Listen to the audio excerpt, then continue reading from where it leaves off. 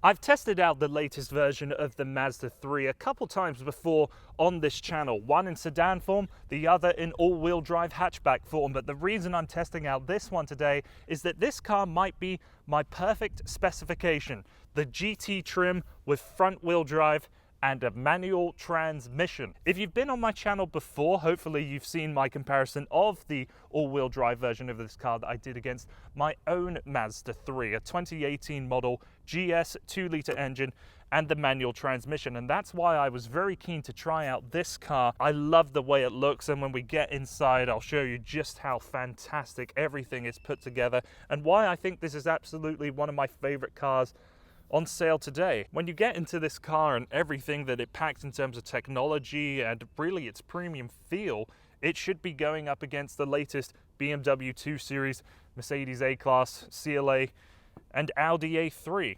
I adore this thing, but first of all, let's get inside so I can talk about the cabin, and then we'll go for a quick drive just so I can share with you my driving impressions of this 2.5-litre engine and the 6-speed manual transmission. So before we even set off, I want to talk about the interior of this 3.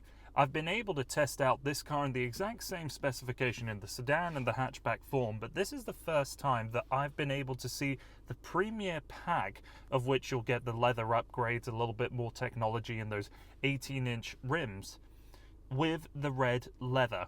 This is such a tastefully done interior.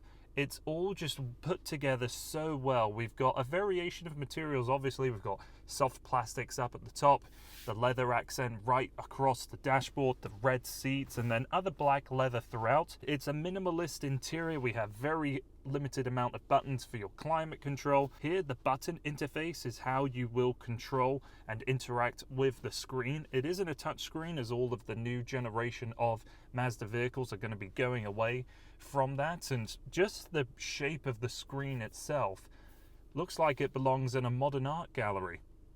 It is a little weird though interacting with Apple CarPlay without a touch screen, because when you go through a system menu with your fingers, it's easily to just locate an icon just by touching. But when you have to use this rotary wheel and go through something like navigation through Apple CarPlay, it's a little challenging to wrap your head around. I am a Mazda 3 owner and I've experienced plenty of the new Mazdas, so all of this system and interacting with it seems like second nature to me, but I'm sure anybody getting behind the wheel will need a little bit of time to figure it out. Other things to quickly talk about the interior. The rear seats are, I think, tighter overall than what they are in my car. The headroom is definitely less in this car than it is in mine, but the way I see this is that this really is the true young professional's car. This is perhaps for someone that doesn't yet have a family. There's someone that is prioritizing front seat comfort. So if that's what you're looking for in a car, again, I think the Mazda 3 is something that is really going to be compelling against a BMW 2 Series or Mercedes A-Class / CLA. So let's now get onto the road, because what is really the biggest reason for me trying out this car is this manual transmission. So if you want to specify your car to be like the one I'm driving, you have very limited options. For example, the 2.5-litre engine can only be paired with a manual in the hatchback. Going with all-wheel drive locks you in with an automatic transmission as well. And if you want this red interior, it's going to depend on what exterior color you're pairing it with. This 2.5-litre engine has 186 horsepower and the same amount in pound-feet of torque. It has cylinder deactivation, so when you're going at highway speeds, it can become a 2-cylinder, and I've got no way of telling where it starts and when it stops. You never feel anything.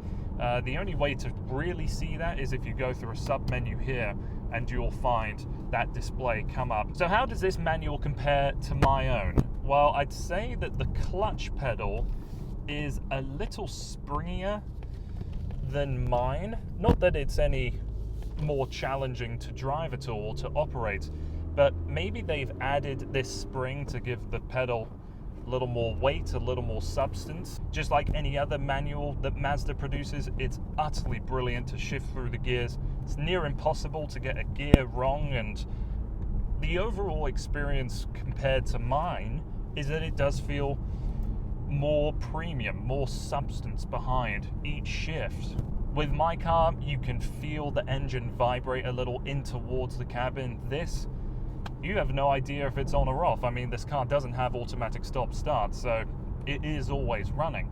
But I feel like this is a great template to show that when Mazda eventually builds an electric car, it's not going to feel too much different in terms of road refinement and overall comfort, of course.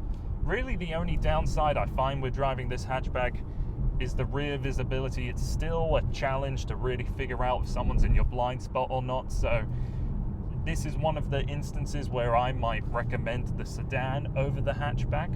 And I know there are a lot of people that are upset that this car now has a torsion beam rear suspension, whilst my car was an independent rear suspension. And there's only really two instances where I feel like this car suffers for not having an independent rear suspension. One, when you go over expansion joints on a bridge or something like that, you can really feel the back of the car jump and almost feel like it lurches forward a bit. And if you're going at highway speed, if there's ever a hole on one side of where, you know, the right-hand side wheel hits it and the left-hand side doesn't, the car really shudders and it's a bit frightening, the noise that comes out of it. Weighting of this steering wheel is light, and even if you move it just a degree off center, you turn. This car has one of the best electric steering systems in terms of accuracy, I think, on sale today. Throttle response is pretty good. It is a naturally aspirated engine. Mazda seems to be avoiding putting the turbo in this car for now, and when it comes to gaining speed, it's actually fairly quick. And if you ever pin it in low gears, it does feel like the car is trying to manage a little bit of torque steer. So that wraps up my thoughts towards the 2020 Mazda 3 Sport GT with the manual transmission. A brilliant car. I would happily own one. And when it comes to the point where I need to replace my Mazda 3, I really am going to consider one of these cars. And so that wraps up all of my thoughts towards the new Mazda 3. If you like what you see here, maybe go and check out my more detailed comparison between the previous generation and this one. I'll have that linked in the description down below. And if you wouldn't mind subscribing to the channel, liking, sharing, all of that good stuff to make me feel good about myself, it would be much appreciated. Thanks for watching. Hope to see you again here soon.